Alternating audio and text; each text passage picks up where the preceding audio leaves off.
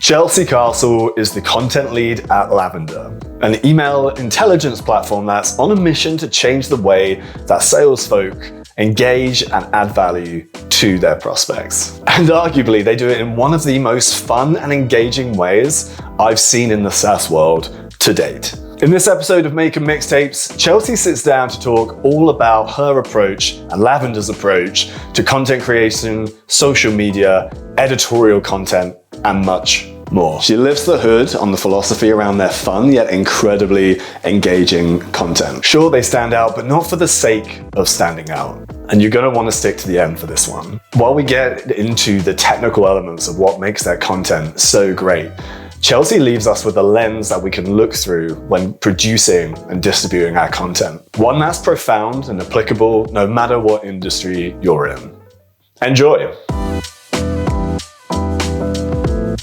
Chelsea, thank you very much for joining me. I was having a little peek at your LinkedIn earlier, and I noticed that, like so many of the guests that I've had on this podcast, before you got into content marketing, you got your start in journalism. Could you tell me a little bit about that journey? Yeah, of course. And thanks for having me, Tom. Looking forward to our conversation. So 10 plus years ago, I started in journalism, and I studied journalism in school. I worked for a newspaper. I worked for magazines. I was actually the editor-in-chief of a couple magazines for a few years. And I always knew I didn't want to be pigeonholed into that one discipline. Journalism at the time was also very different then than it is now. This was pre-2016. So the world and the state of journalism was very different. But I did that for a while, and I just knew I wanted to do something a little different and just wanted to flex kind of my skill set elsewhere. So I moved into the agency world. I worked at a marketing and marketing and branding agency for a few years. And then I kind of moved into tech. So journalism, I think, is still the root of everything.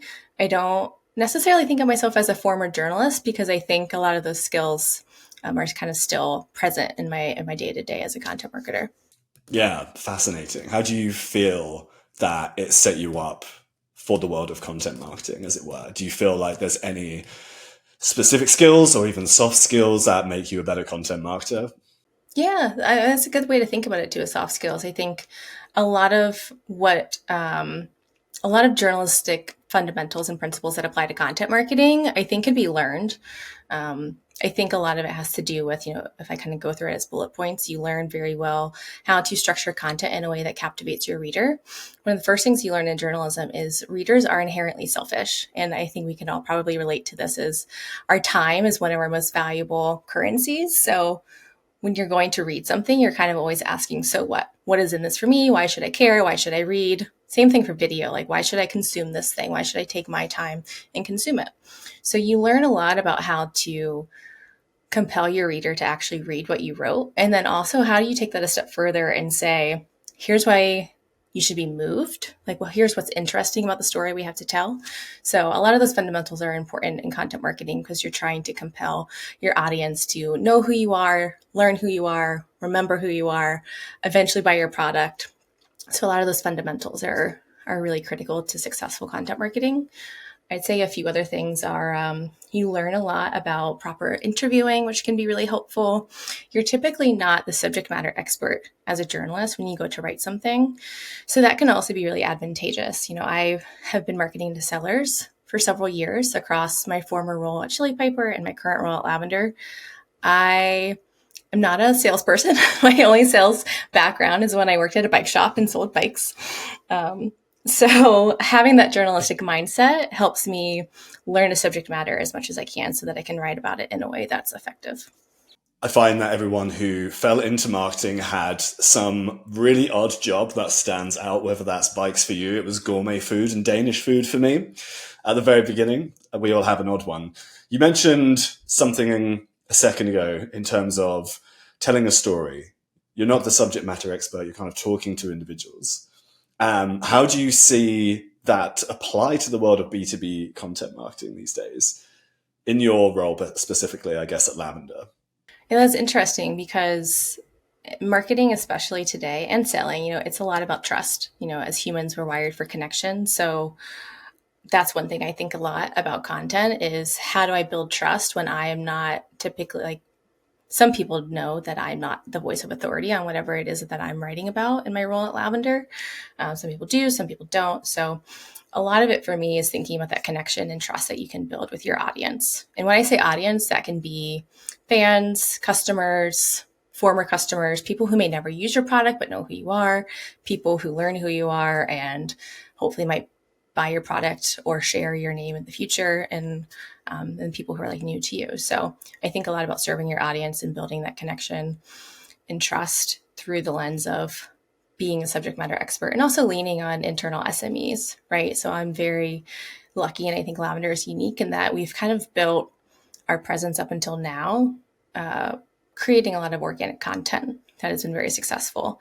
So I have the advantage of learning from that, turning all of that content on rented spaces like a LinkedIn into owned spaces. So I'm learning a lot as I go, and then I can lean a lot internally from our internal SMEs to really make sure that I'm being as helpful as possible and building that trust as a subject matter expert. Absolutely. Building the trust, especially when, like you said, some people see you as an expert and some don't. Is that how you positioned it just a second ago? Yeah, I think building that trust as a content marketer in the B2B world is key. I want to explore your approach to editorial content at Lavender shortly, but I find, and a lot of my listeners from what I've told, find that career journeys like yours are very fascinating because we've started with journalism, but you ended up before, jumping into the startup world as a director of content at Chili Piper. How do you feel that your track record in journalism, working at agencies, and all that jazz prepared you for the world of leadership, shall we say? Yeah, it's a good question. Since I left college, I've always led teams. It's just kind of been a happenstance for me. When I was in the magazine world, I built a team of freelancers and internal individuals to help create the magazine on a weekly basis. And ever since then, I've been leading either interns or teams or building teams. So it's kind of been just like what's happened to me in my career, not always by choosing. But every job that I've had, I've been lucky to acquire a really wide array of skills. And some people, it's a really fun conversation. I think a debate around, is it best or more effective to kind of be focused on one discipline or spread across multiple disciplines?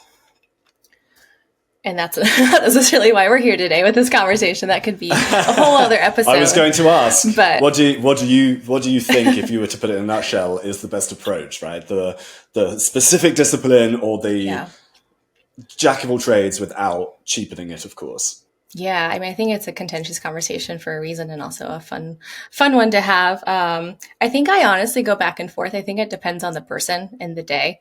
For me, my personal goal is to be as effective as possible. So when I went to Chili Piper, I had such an array of experiences where when you're in a startup, there's often a lot of gaps to be filled, problems to be solved. And I was able to focus on using my skills across the marketing team. So while I was executing, I was an IC, but then also I built the team and I was executing at the same time. A lot of my background enabled me to set up processes and set up systems for both the content team and the marketing team, as we were still pretty new. I joined in 2019. And the marketing team at Chili Piper had just started earlier that year. So still in the very early days of building things. So I was just kind of able to get my hands in and help wherever I could. And I couldn't have done that if I didn't have just a background where I got to learn from a lot of people who were the best of the best at project management and account management and systems and creating those and executing. So, and editors, I worked with some really great editors in the agency world. So I feel kind of like a giant sponge of all of these weird experiences that enable me to just kind of plug in and help where I can. Yeah, fascinating. What do you think surprised you about jumping into the world of leadership by starting as an individual contributor? Was there anything you weren't quite prepared for that strengthened you or gave you an additional edge as you came out the other end and started into the world of startups? It's a good question.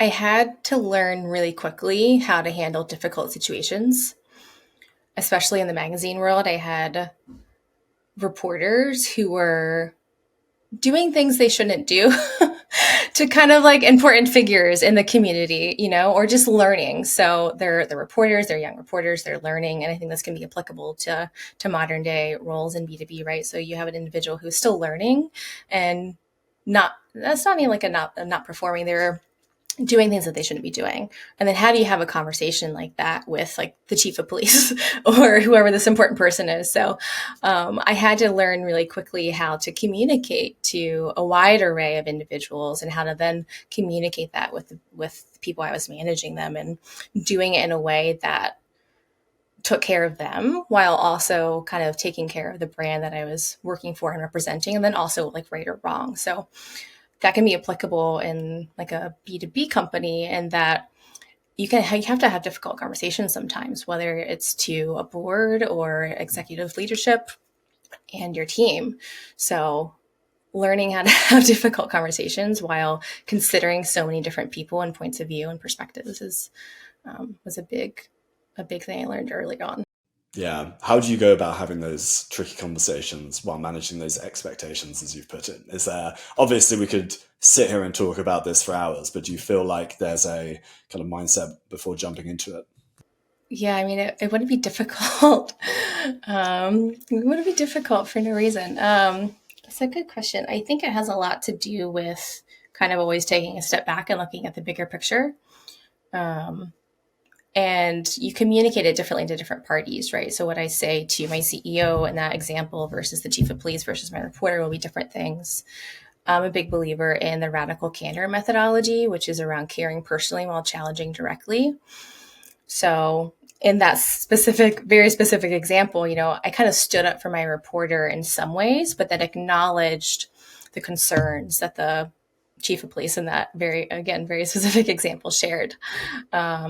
So it's a lot of like acknowledgement, empathy, trying to understand the other person's situation, and where they're coming from. I think perspective is really, we all have different beliefs and experiences that make up our perspective. So those conversations, in terms of like a mindset, I think a good mindset to approach is like being empathetic to all parties, and also understanding that sometimes you'll have to disagree and commit to move forward in whatever that looks like from a problem solving capacity. Great answer. Great answer. Radical Candor is sitting on my Kindle at the moment unread. So thank you for the reminder as well. You've obviously gone from, this leadership role at a really fast growing B2B company back into the world of, startups. Are you creating a lot of the content there yourself at the moment? I am. So this is the first role I think I've had in a long time where I'm not leading a team. I'm just executing and kind of focusing on strategy. It's really nice, actually. I am a people leader at heart. I love leading teams, growing teams, taking care of people, helping them grow. I'm still good friends today with a lot of the people that I've led in the past, or got, I'm a big believer in like this player coach mentality. So even saying led is weird. But yeah, so now just being able to focus on strategy and execute, it's pretty nice. Yeah. It sounds like you get the best of both worlds. And I feel like Lavender, I'm a bit of a Lavender fanboy, as the team here at Grizzle is very aware of. I feel like it's one of the most fascinating and fun B2B brands we've seen in a while. How do you and the team kind of stay so creative while maintaining this cadence of content that you've got coming out, especially as you're all creating it yourselves? Yeah, it's a good question. I don't know if there's a clear how. We honestly just have a lot of fun, keep each other going. We don't necessarily have like a strict content calendar, at least right now, that we're trying to hit. For context, the marketing team just joined Lavender in January of this year. So we definitely have ebbs and flows of where we're, I guess, more creative, less creative, but a lot of it just has to do with we're highly collaborative.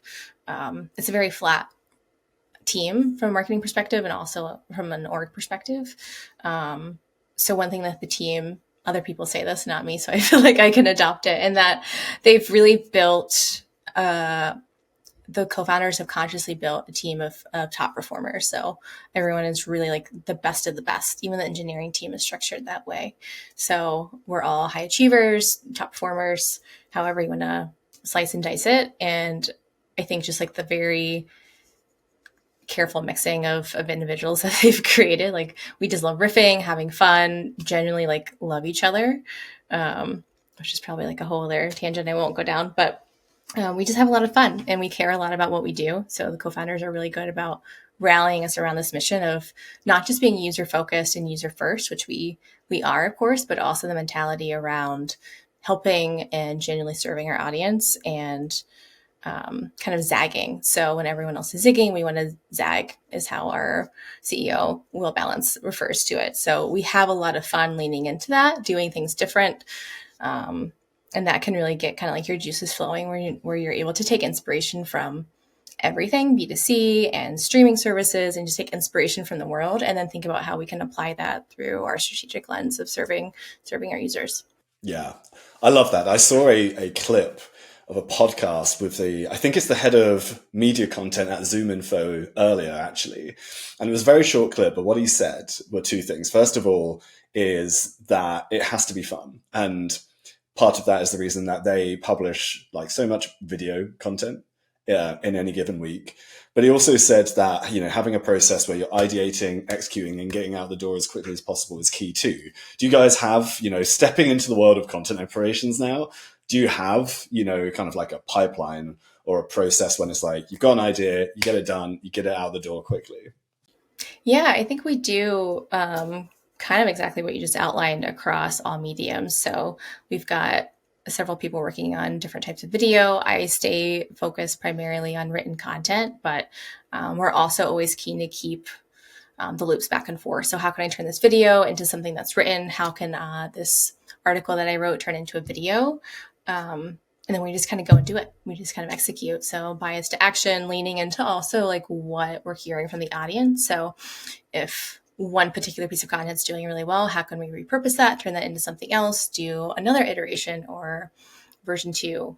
So yeah, we're very much just kind of continuing to go and just do more faster as much as we can. Yeah, absolutely.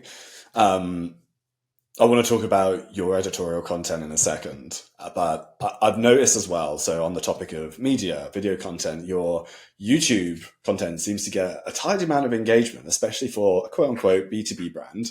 How are those going for you at the moment in terms of, organic growth and engagement and all that good stuff? Yeah, the organic growth on YouTube is pretty cool. We shout out to Will Aiken and Raina for that. I'm sure everyone listening probably knows Will Aiken.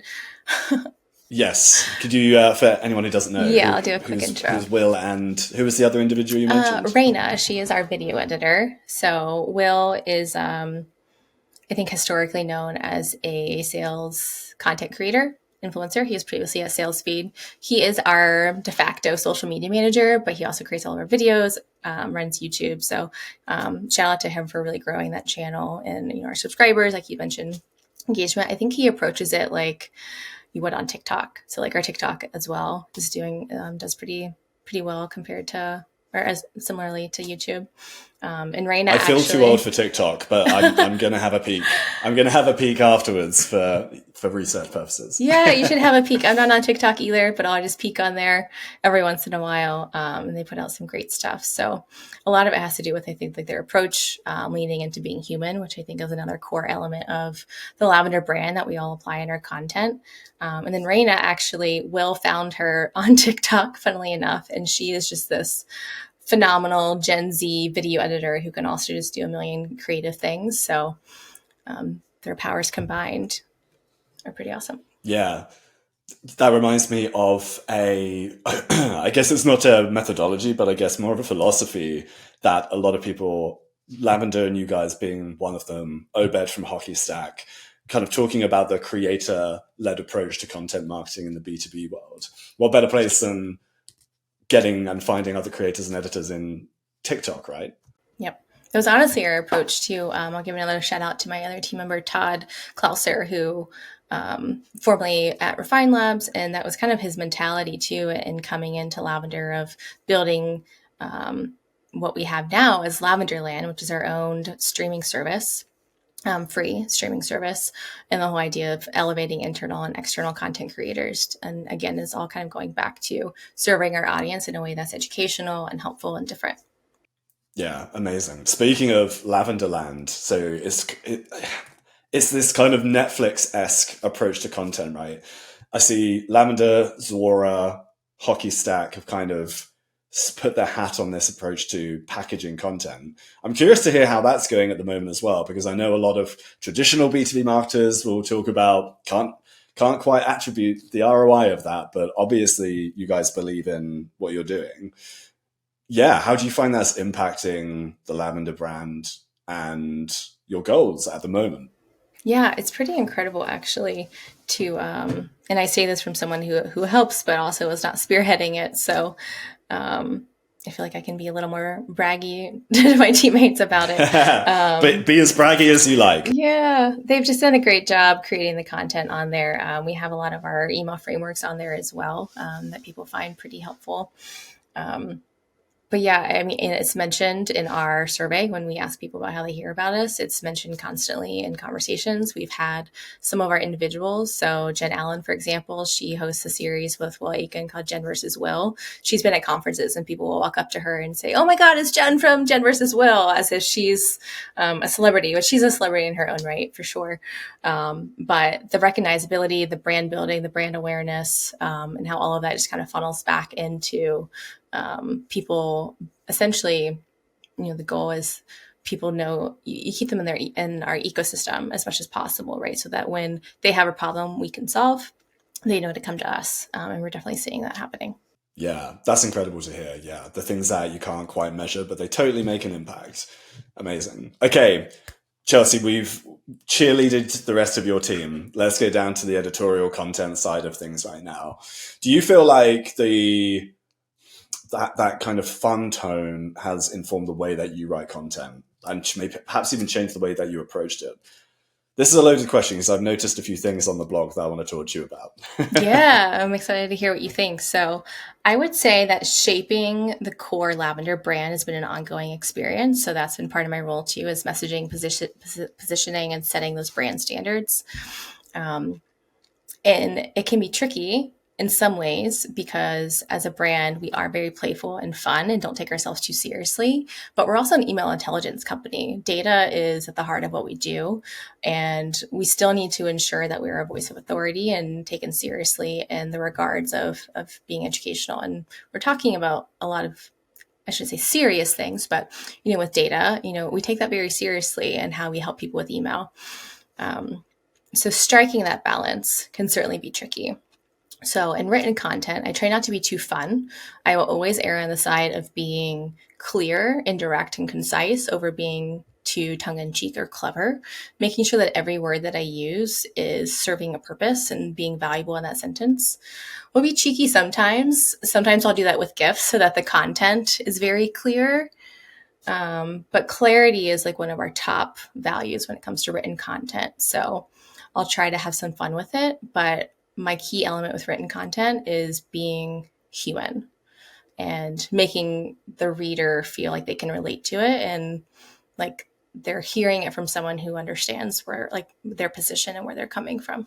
Yeah, it's so funny the way you describe your written content because I have written here, your editorial style is fun and conversational, yet punchy and full of actionable value. So whatever you're doing is definitely coming Love across. Great review. Yeah, absolutely. I feel like the blog is almost the unsung hero of Lavender, especially with all the buzz that social is getting. What is your strategy when it comes to the blog? And yeah, what's its purpose when it comes to, generating visibility and getting results for Lavender? How's it going? Yeah, it's going really great, honestly.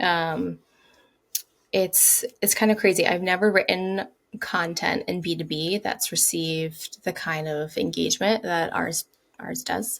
And a lot of that has to do with distribution channels. So again, this is unique to Lavender, but definitely something that anyone, I think, across any stage or type of company can learn from, in that you have to learn where your audience is. And for us, every seller, one of the top tabs in their window is going to be LinkedIn. So historically, that's always worked really well for building Lavender's brand and recognition. We're working on branching out of that. and also moving those people into own spaces like Lavenderland, like our newsletter, like the blog, which will soon be expanded. So what you see of the Lavender blog today is definitely like V1. We're actually working on a new website. So fun little external, I guess, soft launch. That new website is coming, and the blog will be expanded into a giant resource library, the Lavender library, if you will, where what you see with the blog now will kind of be blown up. But all that to say is a lot of our content receives like 8 to 10,000 page views per month. And through GA, of course, we can see GA being Google Analytics, that a lot of that traffic kind of converts into returning users, people continuing consuming the content, and also referencing. This is like a metric that I don't hear a lot of people talk about, returning users to the same piece of content. So our email frameworks, for example, might have 40,000 page views, but half of those are new users. So to me, that's a really big signal that people are finding that piece of content so helpful that they're returning to it thousands of times. 100%. Yeah. Seeing a high amount of returning visitors is one of the nerdiest guilty pleasures I have when it comes to this. So it's really good to hear. Very good to hear indeed. As a one person, content or editorial content shop, shall we say, what do you think are the biggest challenges to doing what you're doing right now? Oh my goodness. Time management, despite being something I used to, I think, like give myself credit for, just balancing it all is tricky. I'm in a situation right now where I'm managing the new website project, writing all the copy. So the blog is just like a little less lively right now. And that's just like, it is what it is. I've grown here at Lavender being so early stage. One of my favorite parts about my role is that I can, like I mentioned earlier, just kind of filling gaps and wearing a lot of hats. So I'm wearing a ton of hats right now across email marketing and helping with events and all sorts of things. So, so that's like a great part about my job and what I love. But eventually, I'd say in like the next few weeks, I'll be kind of focusing gears back on the content program. Yeah, amazing. I don't need to ask you any more follow-up questions to that. I think everyone can relate to the lack of time when it comes to these things. There's never enough time. In a recent LinkedIn post, you said, people don't only need to understand what you do, they need to retain it. Clarity is hard. Creating lasting impressions is harder. What do you think the secret is to making lasting impressions, at least when it comes to content? Yeah, thank you for referencing that. That was one of those like shower thoughts I had where it's like, it's one thing to get someone to respond or click through to an ad or respond, like open and read your email, but you have to leave an impression so that they remember you. And yeah, that can be very hard. I think there are a lot of factors to achieving that, of course, but the biggest of which to me is appealing to emotions. So storytelling is a big fundamental part of journalism. And I think it's also one of the most critical ways to be effective in content marketing.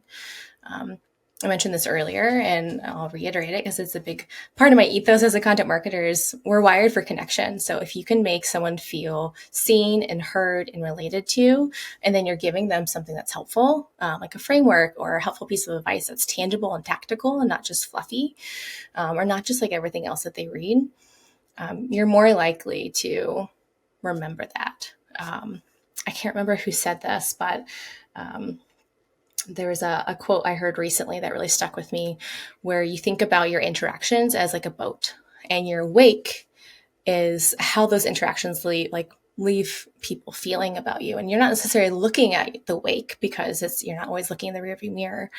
Similar to like the idea of an aftertaste, like people care about why. I think Jim Gaffigan said this next quote actually, where he said, people care about why they laugh. So people care about why they're laughing at your content or how they feel when they consume your content. So I think a lot about that. And I think it can sound simple, but it can be hard to achieve. It's like, how do you want the person to feel when they're consuming your video or written piece or whatever it might be?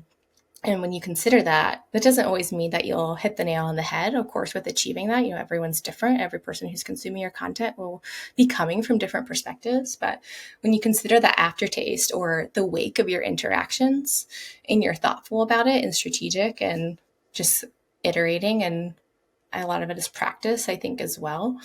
I think that can be really impactful at achieving that lasting impression in someone's mind. Yeah, that wake analogy is a really good one. And it's almost meta, like how people think about how something made them feel rather than the thing itself. I've never heard it put that way before. And I reckon that's a great place to end. That was an incredible answer. Really appreciate it. Before I let you go, what are you working on right now that you're most jazzed about? Oh, I don't know if I can share, Tom. Oh man, all right. I dropped the website. I think that's a really big teaser. That's a really big project for us. I think it's going to get a lot of noise in traditional fashion, lavender fashion. It'll be quite the zag. So, and that's taking up all my time is the website. So I will drop that as a little nugget for the audience to check back lavender.ai soon. And I'm working on that these days. Okay, noted. I think whatever it is you're keeping under wraps, we'll know it when we see it. 100%. And finally, where can people learn more about you? Yeah, thank you. You can find me on LinkedIn and Twitter. All my handles are just my name, Chelsea Castle. We'll include links in the show notes as well. Chelsea, thank you so much for spending the time to talk about all things lavender and journalism today. Really appreciate it. Thank you so much, Tom.